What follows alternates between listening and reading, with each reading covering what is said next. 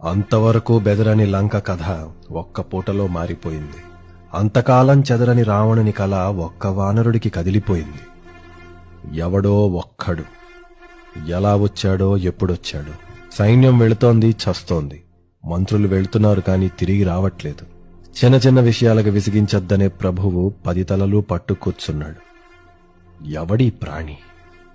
ఇక తప్పక అతని కొడుకుల్లో బ్రహ్మాస్త్రము వంటి ఇంద్రజిత్తుని పంపాడు.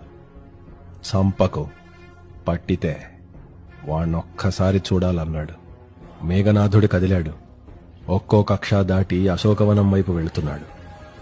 దగ్గర పడే కొద్దీ అలజడి పెరుగుతోంది. అదిగో అసురుల ఆర్తులు వినిపిస్తున్నాయి. పిడికిట ధనస్సు గట్టిగా పట్టి ఆఖరి ద్వారం దాటాడు. పిచ్చెక్కిన పిశాచాల్లా అటూ ఇటూ చిందరవందర పరుగులు. ఎక్కడికక్కడ జుగుప్స కలిగే మాంసపు ముద్దల జిగురులు. ఫల్గుణ శుక్ల అమావాస్య. ఆకాశంలో మెరుపులు. ఏయ్, ఎక్కడ్రావాడు అని కేకవేశాడు. ఒక అసురుడు వణికిపోతూ ప్రాకారంపైకి వేలు చూపాడు. అప్పుడే తడియంటి నింగిజారిన మెరుపు వెలుగులో ఆ భయంకరుణ్ణి చూశాడు. ఒక్క పొంగులో సింహగర్జన చేయగా ఆ కేకకి త్రికూటమే వణికిపోయింది.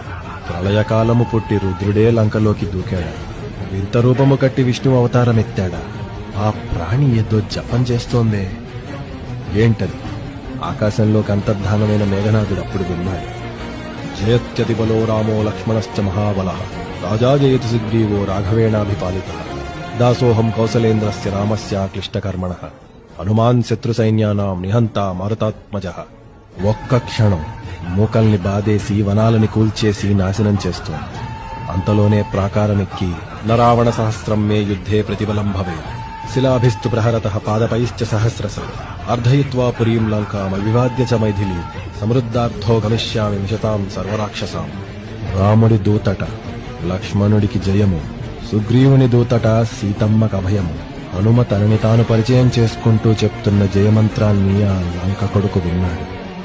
నన్ను కొట్టేదెవడు, నన్ను పట్టేదెవడు అంటూ ఆ సవాలుని విని అసురుల మొత్తం పరుగులు పెట్టగా ఆ పూటదాకా ఆగకుండా ఏడ్చిన తల్లి మాత్రం